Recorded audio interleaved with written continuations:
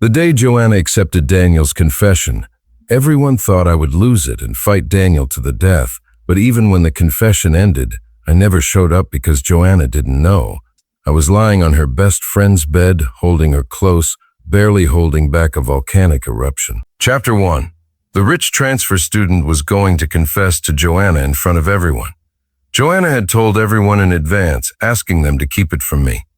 What she didn't know was that someone eager to stir things up had already spilled the secret, who didn't know I was crazy about Joanna. I dreamt of marrying her. This time, Joanna had also caught feelings for that guy. Everyone believed I would be furious, unwilling to give up without a fight, after all. Who doesn't love a good drama filled with love, hate, and obsession? They were all waiting for me to snap, charge in, and turn the scene into chaos, but unfortunately, even when the confession was over, I still hadn't shown up. The crowd, packed tightly in layers, started losing interest. Even Joanna didn't seem all that thrilled. She clung to her new boyfriend's arm and pulled out her phone. No calls or messages. Joanna furrowed her brows slightly. Then she turned to the crowd and said, "Tonight, Daniel's treating. Everyone here is invited." The students around cheered. It was only then that I stepped out from behind the bushes. Someone sharp-eyed noticed me and immediately shouted, "David." David's here. I knew it. There's no way David would hold back and not come. Joanna suddenly looked up, and the moment she saw me, the corners of her lips curled ever so slightly. Chapter 2. I ignored those waiting to see the drama unfold and walked straight up to Joanna. "David." Joanna clung even tighter to her new boyfriend's arm. She looked at me, her voice calm. "You can't force feelings like this. We've known each other for over a decade. I don't want to say anything too harsh and ruin our past friendship. From now on, I'll still see you as a brother. If I ever need help, you can still come to my aid." After saying that, she lowered her voice slightly. "Everyone's watching. Don't make this awkward for us. Just leave." "Joanna." I cut her off and took a slow step forward. She furrowed her brows again, sounding irritated. "David, calm down. Just go home." I smiled and handed her the watch I had just taken off my wrist. "I'm only here to return this." Seeing the watch, Joanna's face instantly darkened. "David, what kind of trick are you playing now? Take the watch back, and I won't bother you again." Joanna stared at me, her voice growing colder. "I don't care about this kind of money anymore. If you don't want it, just throw it away." Before she finished speaking, I turned and threw the watch into a nearby trash bin. I said, "You can throw away all the other things I gave you too." With that, I didn't look at her again and turned to walk away. Chapter 3. Joanna stood still until David's figure disappeared from sight. Her expression, however, remained somewhat sour. Her friends quickly tried to smooth things over. David's just trying to save face, pretending to be tough. Just watch, Joanna. By tonight, he'll regret it. Maybe as soon as we leave, he'll come back crying, digging through the trash for that watch. Hearing that, Joanna let out a chuckle. Whatever he wants. If it weren't for the sake of our family's elders, I wouldn't have even bothered with him. All right. Enough. Don't let him spoil our night. We need to celebrate properly tonight. Joanna glanced at her handsome and wealthy new boyfriend. She tossed David's annoying face out of her mind. By tomorrow, David would be waiting at the dorm, acting like nothing ever happened, begging her for forgiveness so they could go to class together. Chapter 4. By the time I reached the riverside, the rain had grown heavy. I stood there with an umbrella, thinking about the dreams I'd had over the past few days. In those dreams, I was deeply disturbed by Joanna and Daniel's relationship and fell into the river by accident. When I fell, I injured my spine, lost half my life, and ended up with a permanent disability. Never able to walk again. But in the end, Joanna never came to see me, not even once. I was adopted by the Lee family, and when they saw me like this, they thought I had no more value to them. So they sent me back to my birth parents, who were awful, abusive people. My life spiraled downward from there, and I died miserably. After I died, it was the person I'd always distanced myself from who collected my broken remains. Joanna, on the other hand, was happily married to Daniel, never showing up at all. Everything from my dreams had been coming true these days. If it weren't for those dreams, I would probably be calling Joanna nonstop right now. I'm grateful for those dreams. It feels like I've been reborn, bit by bit changing my tragic fate. On the third time dialing, the call finally connected. I gripped the phone tightly to my ear. The name Camilla hovered on my tongue a few times before I slowly said it aloud. The heavy rain drowned out the world's noise. Only Camilla's slightly tired voice came through softly. David. Camilla, it's raining too hard today. I'm stuck by the river and can't get back. Can you come pick me up? Chapter 5. There was silence on the other end of the line for a few seconds. I gripped the umbrella handle, nervously waiting for her reply. In my dream, when Camilla gathered my remains, it seemed like she cried. Her tears fell one by one onto my decaying flesh and bones. Even in the dream, I could feel the burning heat of her tears. Later, she kept a small bottle of my ashes with her for the rest of her life. She lived alone, all her life. Thinking about that, I instinctively choked inside. Camilla remained silent. Then she asked, "Why are you upset? I didn't say I wouldn't come." Embarrassed, I asked, "So when are you coming?" She replied, "Wait for me. I'll be there in 20 minutes. I said, "Okay, I'll wait for you." Camilla. She didn't say another word and hung up the phone. 15 minutes later, I gave my umbrella to a mother and child who were taking shelter from the rain. So when Camilla arrived, I was already drenched from head to toe. When she got out of the car, her lips were pressed tight and her face was cold as ice. I brushed aside my wet bangs and gave her a bright smile. "Camilla, you're right on time. David, you might as well be dead, you idiot," she said coldly, grabbing my arm and pulling me into the car. Then she tossed me a soft blanket. "Dry yourself off. Don't mess up the car." She glanced at me through the rearview mirror and told the driver to turn the car around. I wiped the water off my head. Then I looked up and started watching her through the window reflection. When she had no expression, she always looked distant and hard to approach. A lot of guys at school liked her, but none of them dared to confess. She was Joanna's best friend and also her roommate. I used to visit their shared apartment all the time to help Joanna move things. And whenever I was there, Camilla always seemed to dislike me. Even now, despite coming to get me, she still acted all cold and indifferent. There was no sign at all that she had secretly liked me all along. I shook my head slowly. Everything from my dream had come true. But now, thanks to the changes I've made, many things have turned out differently. Does Camilla still like me? If she doesn't like me at all, then am I just adding more trouble for her? She suddenly asked. Going back to the dorm, Camilla glanced at me as she spoke. My heart skipped a beat, and before I could stop myself, I said, "Yeah, to your dorm." Chapter 6. Camilla suddenly burst into laughter and said, "Joanna's not coming back tonight. You won't see her even if we go." I awkwardly replied, "I know, I'm not looking for her." Camilla turned back to look at me, sounding exasperated. "David, are you just making me part of your little relationship drama?" She looked at me, her eyes deep and filled with countless emotions. Suddenly, I felt an inexplicable sadness. I sighed and said, "Camilla, you know it too. After what happened today, my roommates all laughed at me, calling me a simp, saying I gained nothing from it. I'm thinking of renting a place tomorrow. Can I crash in your living room for just one night?" I added. "Of course, if it's not convenient, don't worry about it. I'll find somewhere else." After I finished speaking, Camilla didn't say another word, but the car was heading toward her dorm. Chapter 7. I followed Camilla into the dorm. She handed me a towel from the closet and said, "The bathroom is over there." After my shower, I hastily put on a hoodie and came out drying my hair. Looking for a hairdryer, Camilla was sitting on the couch, eyes glued to the TV. She only glanced at me briefly before quickly looking away. I walked past Joanna's usual spot and sat down next to her. The shampoo and body wash on me were Camilla's. In the small space, the same scent lingered in the air, creating a subtle but undeniable tension. Camilla stood up, pressing her lips together, and said, "It's too stuffy in here. I'll go out to the balcony for some fresh air." She went to the terrace. I curiously looked around at the room's layout. The TV in front of the sofa was playing Pokemon. The coffee table was neatly arranged with books, a laptop, and her phone. Everything was very tidy. I was just about to take a closer look at a small ornament near the corner of the table, when Camilla's phone suddenly rang. Joanna's name was flashing on the screen. I didn't answer. The phone rang again and again, almost without stopping. I called out to Camilla from the balcony. "Camilla." She quickly turned around and asked, "What's up?" "Joanna's calling." Without hesitation, she picked up the phone and put it on silent. I awkwardly scratched my head, changing the subject. I accidentally got the couch wet. I might have to sleep on the floor tonight. Chapter 8. Camilla looked at me, then at the wet spot on the couch before turning around and handing me a hairdryer.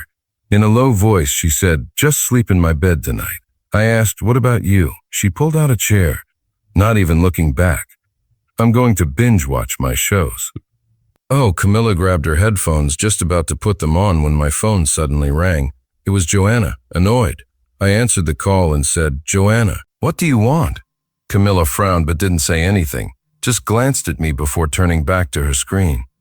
Joanna asked, "Someone told me they saw you go to our dorm. I'm warning you, don't cling to me.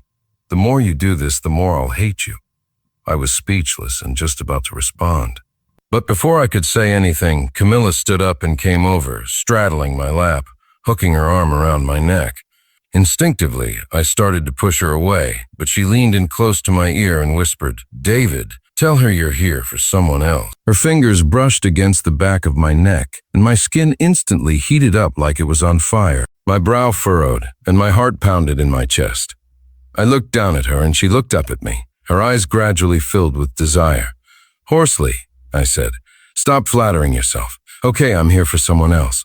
As soon as I said that, she grabbed my phone and tossed it aside, burying her head in my chest. The next second, I clearly felt a volcano of heat rising within me.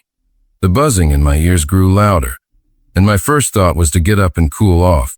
But Camilla clung to me tightly, lifting her head and softly whispering my name, "David." Her warm breath fell on my ear.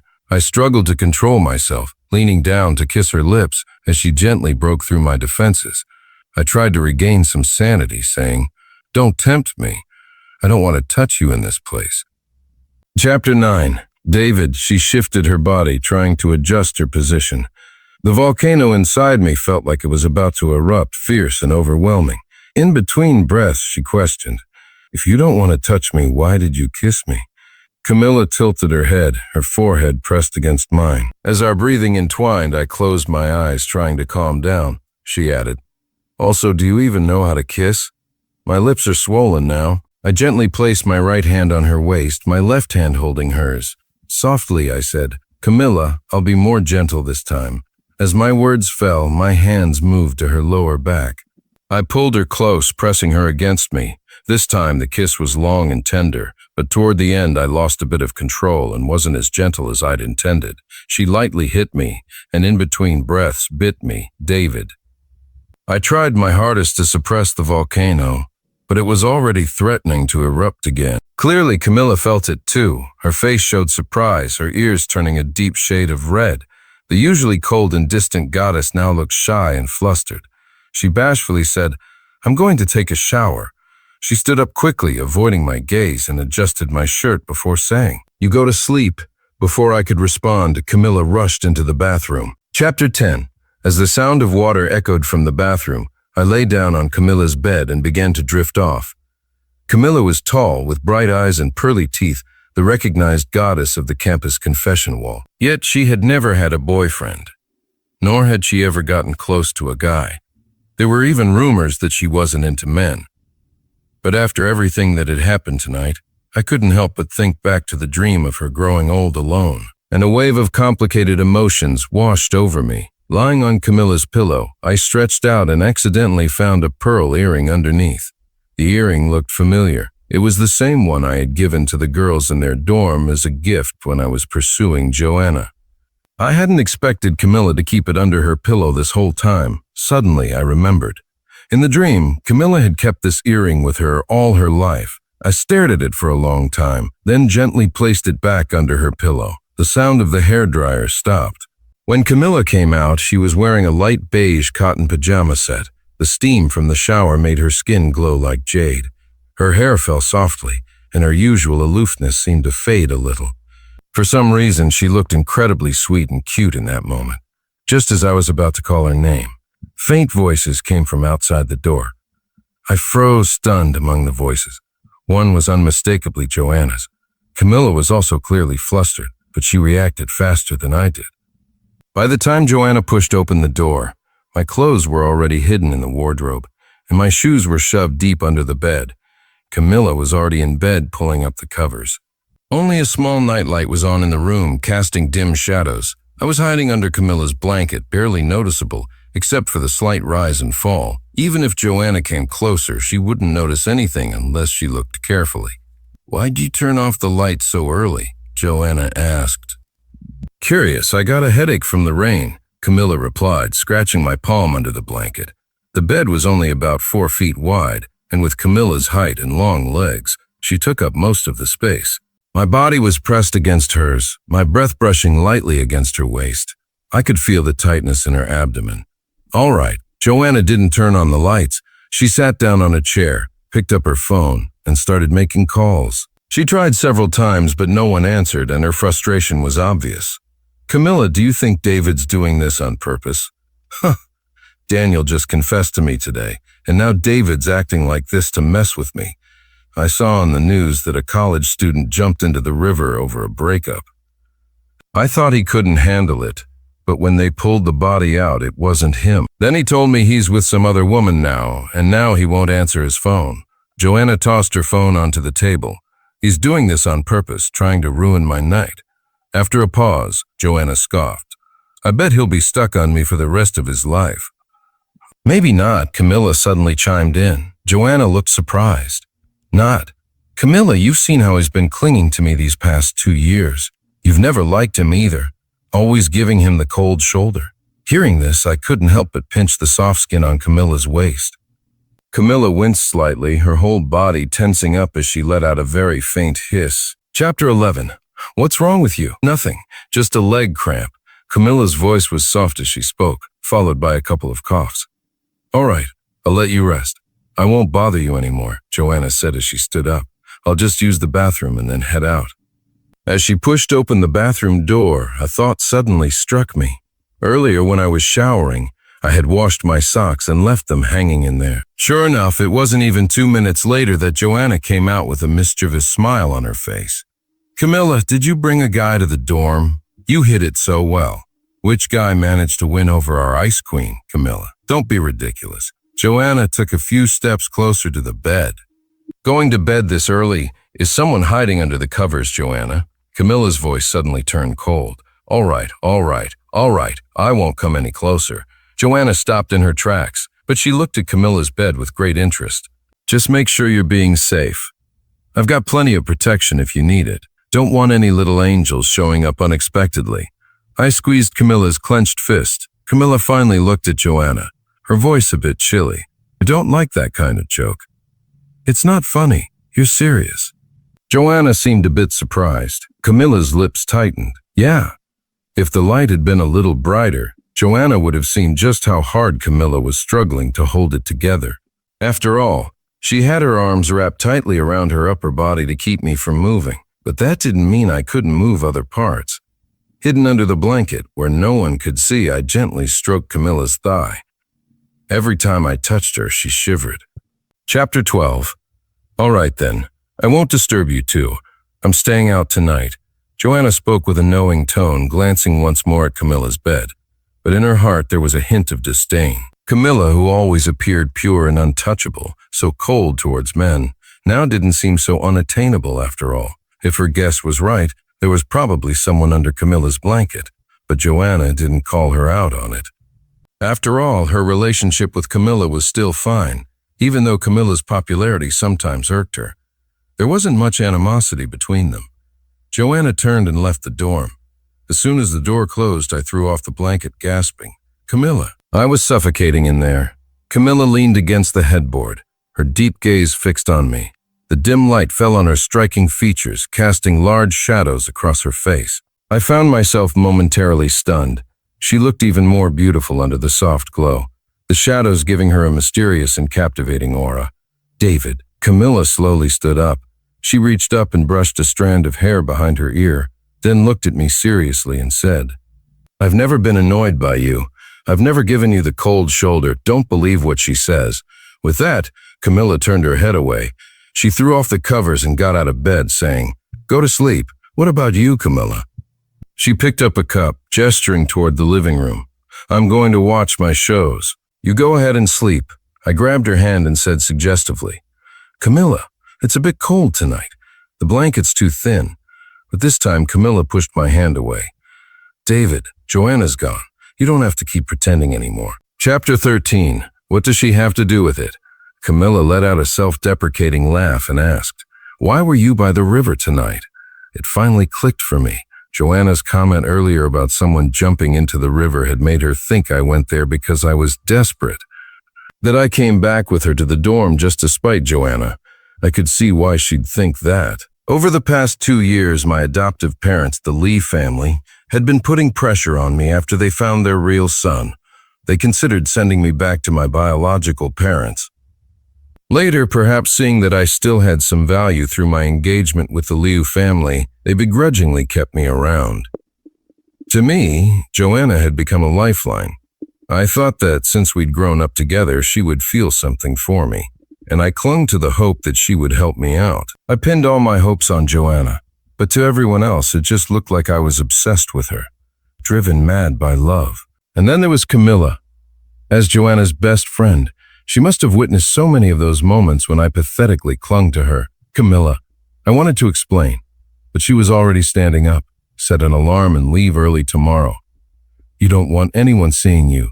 She didn't stop, didn't even turn back. I gritted my teeth and said, "Then what about all those times you kissed me tonight? What about everything we did earlier?" What did that mean? Camilla suddenly stopped in her tracks. She turned around to look at me, her eyes reddening. I continued, "I know you're tired of me, but tonight, thank you. If you really don't want anything to do with me, I'll leave now." I got out of bed. Not caring that I couldn't find my shoes, I walked barefoot toward the door. As I passed by Camilla with my head down, I realized her face was already streaked with silent tears. "David." Camilla grabbed me. "I told you. I don't hate you." I immediately pulled her into my arms and asked, "Then, do you want me to take responsibility for you?" She hesitated, and before she could answer, I cupped her chin and kissed her deeply. She responded to me with the same passion, her breathing growing heavier. She whispered, "David, if you really want to take responsibility for me, then do it completely." I held her slim waist and solemnly replied, "I will." Chapter 14. During the long holiday, I went to the city where my biological parents lived. I stayed there for 3 days. By the time I left, those two rotten people, addicted to gambling, drinking, and worse, had already been taken away by the police. What awaited them was the harsh and unrelenting hand of the law, human trafficking, gambling rings, and forcing women into prostitution. Thanks to those dreams, I had all the evidence. I didn't need a second life or a rebirth. In this life, I could completely rid myself of these devils and ensure they were punished as they deserved. As I boarded the plane, I let out a long breath. The biggest burden on my mind had finally been lifted. In that moment, I felt free and completely relaxed for the first time. When the plane landed in the capital, the first thing I did was let Camilla know I was safe. She didn't know the real purpose of my trip, thinking I had just gone on a short trip with friends. Camilla asked, "Are you ready for me to come over tonight?" Camilla was planning to move into my new place. It was no longer convenient for her to stay in the same dorm as Joanna. I replied, "Everything's ready. You're welcome anytime." She paused for a moment and added, "David." I asked, "What's up?" She said, "It's Joanna's birthday today, and she's throwing a party tonight. She told me to bring my boyfriend." I had forgotten. Joanna's birthday was during the National Day holiday. "David, do you want to go with me?" I didn't answer right away, feeling conflicted. It wasn't that I didn't want to go public with my relationship with Camilla, but soon, the family might sever ties with me. When that happened, the truth about my poor background would be revealed to the world. I knew Camilla wouldn't care, but I didn't want her to be criticized by others, just like in the dream.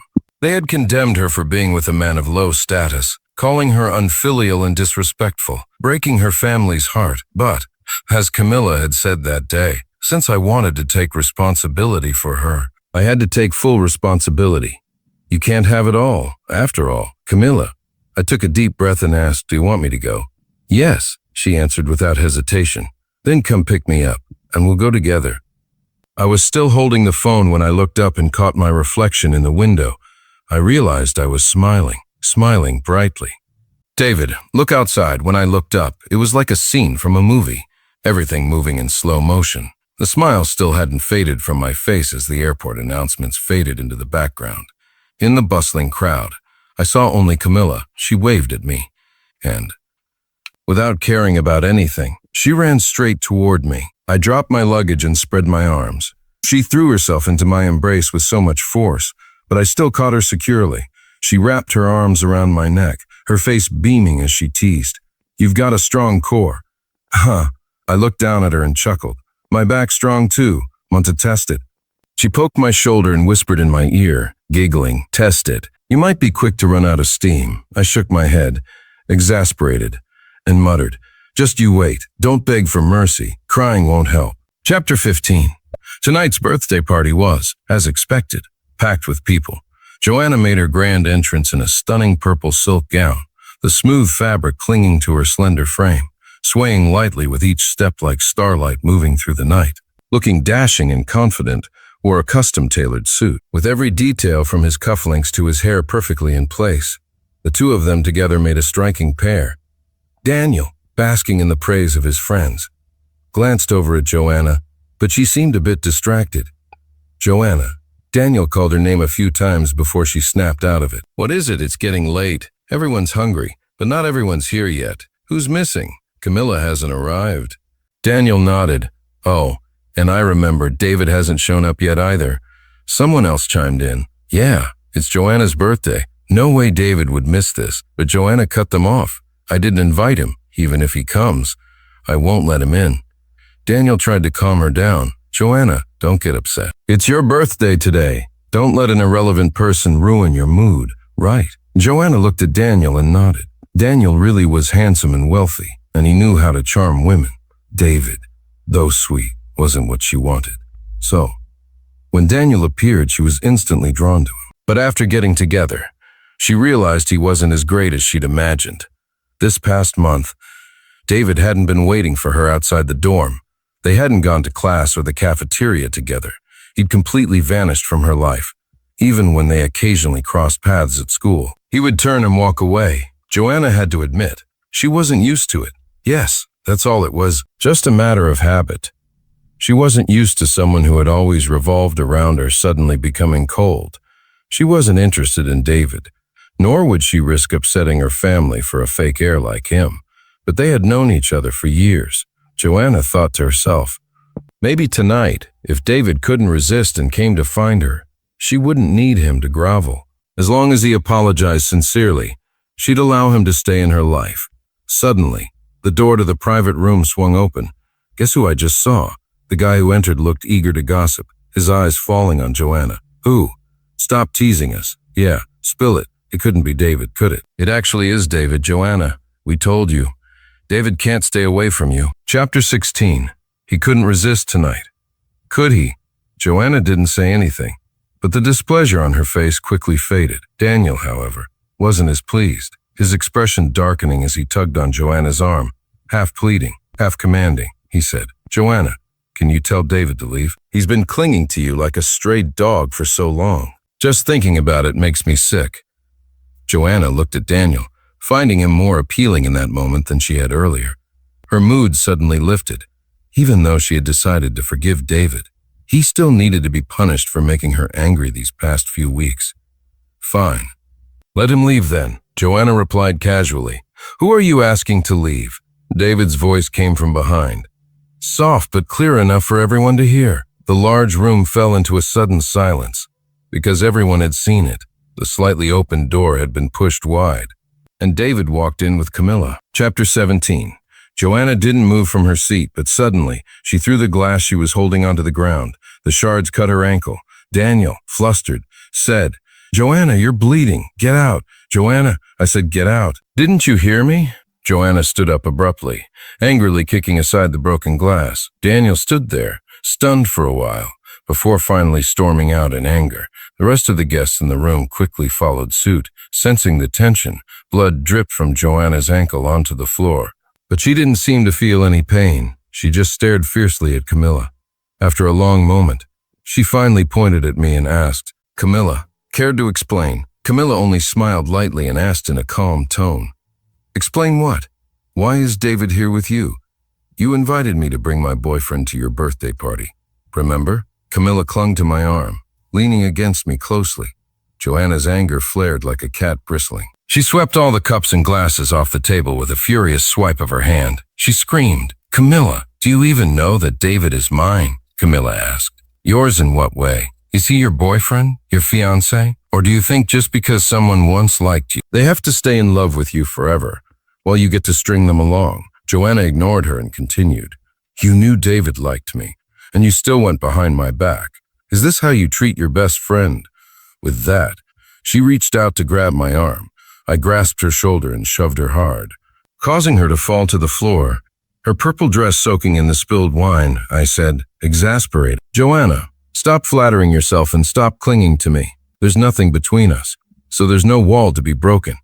Even if Camilla dug up your grave, she wouldn't find me. And by the way, I'm the one who sought her out. I don't like you. No, I haven't liked you for a long time." Did you hear that clearly? I looked at her, realizing that I had long since let go. After all, any men with even a shred of self-respect couldn't keep liking someone who treated him like she did. Like a toy to be called and dismissed at will. Maybe during those years when we grew up together, there was a bit of vague affection, but after my true identity was exposed and her attitude changed, those feelings had long faded to dust. "David, what did you say?" Joanna looked like she just heard the most ridiculous thing in the world. She struggled to her feet and said, "You almost jumped into the river for me, and now you're saying you don't like me." I sighed. "I never intended to jump into the river for you. It's not that serious. Who do you think I am?" The reason I went to the river that night was to find an excuse to see Camilla. Joanna froze, staring at me with wide eyes after a long moment. She glared at me, gritting her teeth as she spat out her words one by one. "So, that night, the person in Camilla's bed was you." Chapter 18. Yes, it was me. "Joanna, just focus on your own relationship. I told you that night. I will never come looking for you again, and I meant it." With that, I didn't spare her another glance. I took Camilla's hand and turned to leave. "Camilla, let's go home. You wanted to see what the new place looks like." "Right." But Camilla didn't move. She looked at Joanna with a calm yet sharp gaze. She said, "Joanna, David is my boyfriend. He has nothing to do with you. I don't want to hear you spreading rumors that he's somehow still yours." Joanna, completely losing her composure, turned to me and screamed in frustration, "David, you say you like me, then turn around and leave me for someone else. Do you think you're worth anything?" I shook my head and replied, "If you don't know what I'm worth, why don't you go home and ask your father?" Joanna fell silent. She glared at me with a twisted expression, her once beautiful face now filled with something ugly and unrecognizable. She said, "David, Camilla doesn't know, does she, that you're not really the true heir of the Lee family? Keeping such a big secret from her is not very nice, don't you think?" Chapter 19. Although I had already prepared for the truth about my origins to come out, hearing Joanna expose it so suddenly still caught me off guard. Seeing my reaction, Joanna laughed. "So, you've been keeping it from her. I knew it. Camilla is only with you because she thinks you're some rich heir. If she knew the truth, that you're just an adopted nobody, she'd ditch you in a heartbeat. Wouldn't she, Joanna?" Camilla suddenly let go of my hand. She rolled up her sleeves and removed her bracelet, handing it to me. With each word, she said clearly and firmly, "I always thought you were a fickle, untrustworthy person, but I never considered you evil. But now I see that I was wrong." Camilla stepped forward, grabbing Joanna by the hair and yanching her toward her, causing Joanna to scream in pain. Just as Joanna was about to fight back, Camilla raised her arm and slapped her across the face, again and again, with all her strength. As she slapped her, she said, "You're not just a worthless piece of trash, but also a despicable lowlife. And another thing, Joanna, I'm not like you. I don't care about who's rich or who's the heir of whatever family. I like David for who he is, not for his name or family. If his name were David or Chenjie, I would still love him just the same." Joanna's face turned bright red, but she still retorted, "A guy like him, who knows how many girls he's tricked into sleeping with using a fake identity. Trash attracts trash. You two deserve each other." Before she could finish, I stormed forward, burning with rage, and delivered a slap that knocked one of her teeth out. She fell to the ground, clutching her mouth in pain, too shocked to speak. Camilla grabbed my arm as I was about to continue, urging me, "David, stop. You'll get into trouble." I nodded, stopped, and took her hand. Camilla, let's go home. Chapter 20. As we reached the car, I stopped and called her name. Camilla, do you believe me? What? I looked into her eyes. She was wearing a light-colored silk blouse, her teary-eyed look making her appear delicate and vulnerable. It made her earlier actions of slapping Joanna seem even more captivating. I felt incredibly moved by her. For years, I had tried so hard to prove something, desperately clinging to any lifeline I could find, but it always ended in disappointment. The elders who once doted on me no longer cared. They didn't hit me, but their cold indifference was more than enough to crush a teenager's spirit. My biological parents were greedy demons, and I lived in constant fear of being sent back to them, where my life would be ruined forever. Even the childhood friend I grew up with looked down on me, and until my last breath, I didn't realize there had been someone who had quietly loved me all along. Luckily, everything from that dream would never happen now, I said. I really didn't go to the river because of Joanna. And also, I've never been with anyone before. You're my first and only girlfriend, David. Camilla stood on her toes and kissed me. I wrapped my arms around her shoulders, kissing her back. Finally, she gently rubbed my palm and whispered, David, I don't care about any of that, but hearing you say it still makes me happy. I nodded and said, I know, Camilla. I'm telling you this because I don't want anyone to throw dirt on my name. I'm doing this for you, but also for myself. With that, I smiled and pulled her in even tighter, Camilla. Let's hurry home. You're dressed too lightly. You'll catch a cold, all right? She held my hand tightly, very tightly, and from that moment she held it for the rest of our lives. Chapter 21. Before Camilla and I made our relationship completely public, I went to the Lee family and had a long conversation with the elders, in the end with some help from Martin, the true heir of the Lee family.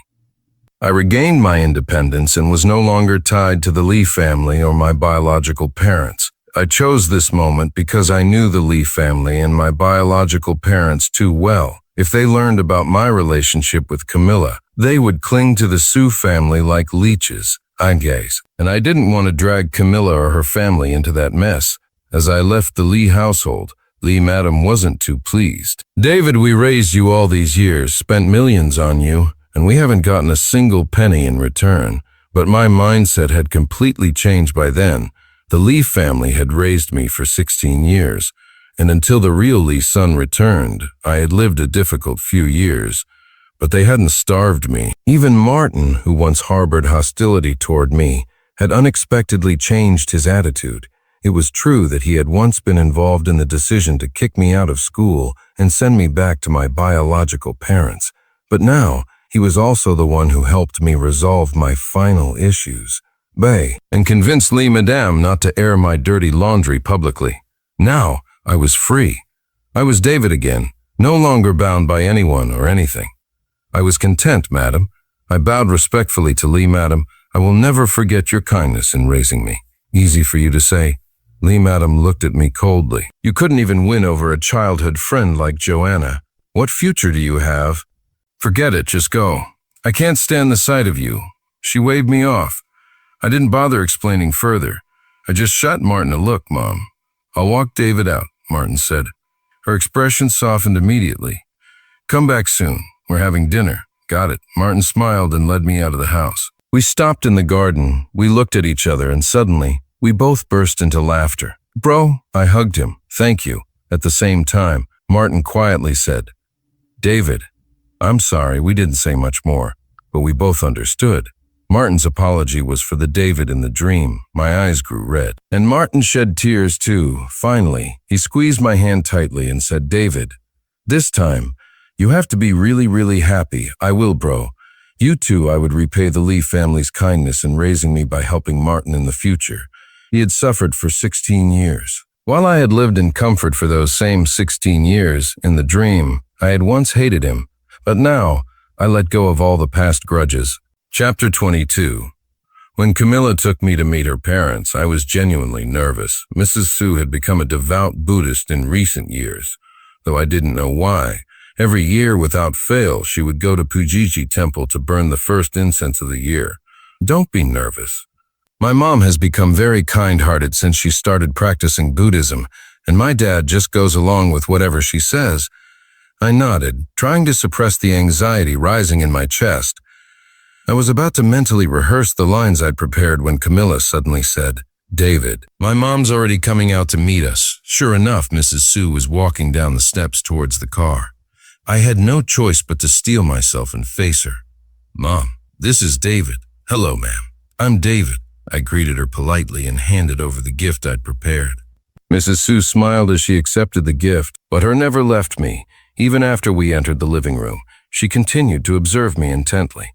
Then she suddenly insisted on taking me upstairs to the study. I was a bit worried and glanced at Camilla for reassurance, but Mrs. Sue patted my shoulder and said, "Don't be nervous, David. David, let's just have a little chat upstairs." Then she turned back and teased Camilla with a smile. "No need for you to be nervous either. I'm not a monster, am I?" All I could do was offer a stiff smile and nod. Mrs. Sue seemed to be in an exceptionally good mood, holding onto my hand as we went upstairs.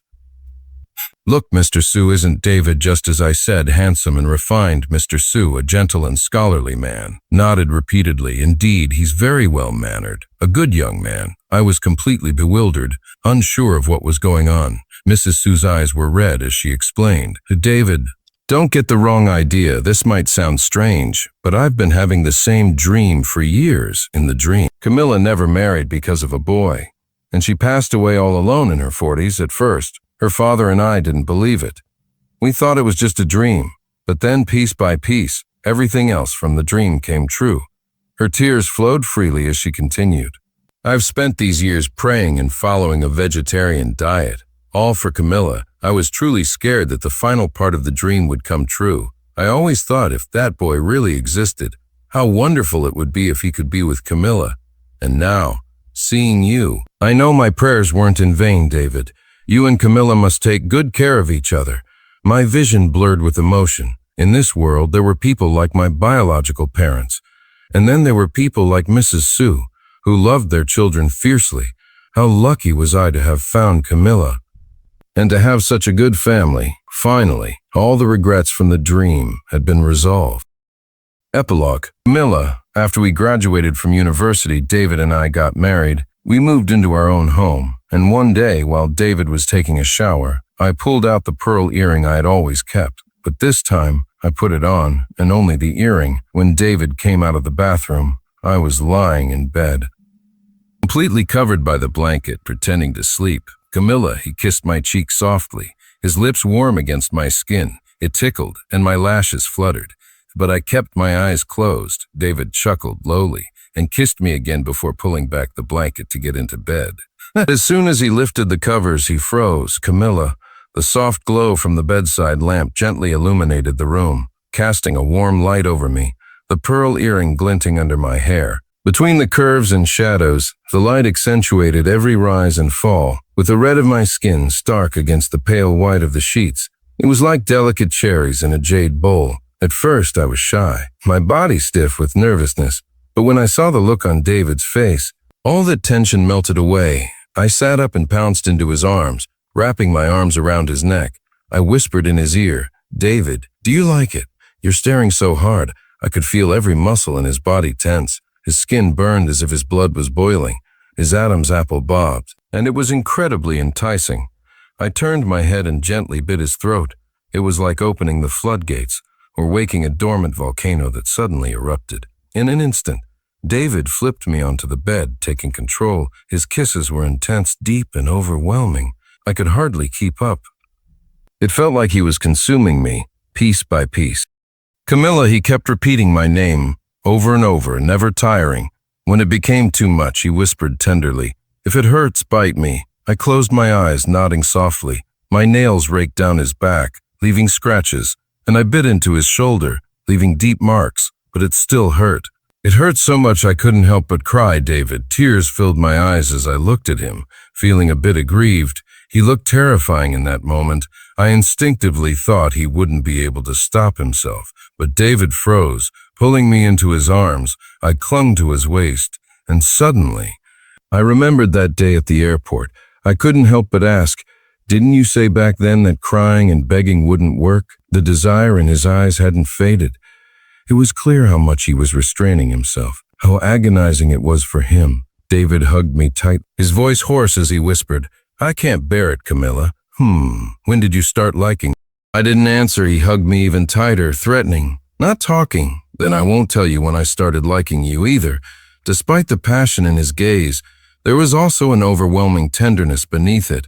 Unable to resist his persistence, I finally answered, "From the first time I saw you." "David, I once thought I'd never get the chance to tell you." David kissed the corner of my lips and said gently, "It's all right, Camilla. Now, we have a whole lifetime to be together. Yes, we have a lifetime now." Our fingers intertwined at some point, and as I leaned up to kiss him, he lowered his head and kissed me back, tenderly and deeply. "David, I don't think it hurts anymore. Do you want to keep going?" The room was soon filled with the kind of sounds that made one's face flush. They lingered for a long time. That night felt like it would never end. Even longer than the night was the lifetime we had ahead of us. In the midst of spring's tide, we would speak of our love softly.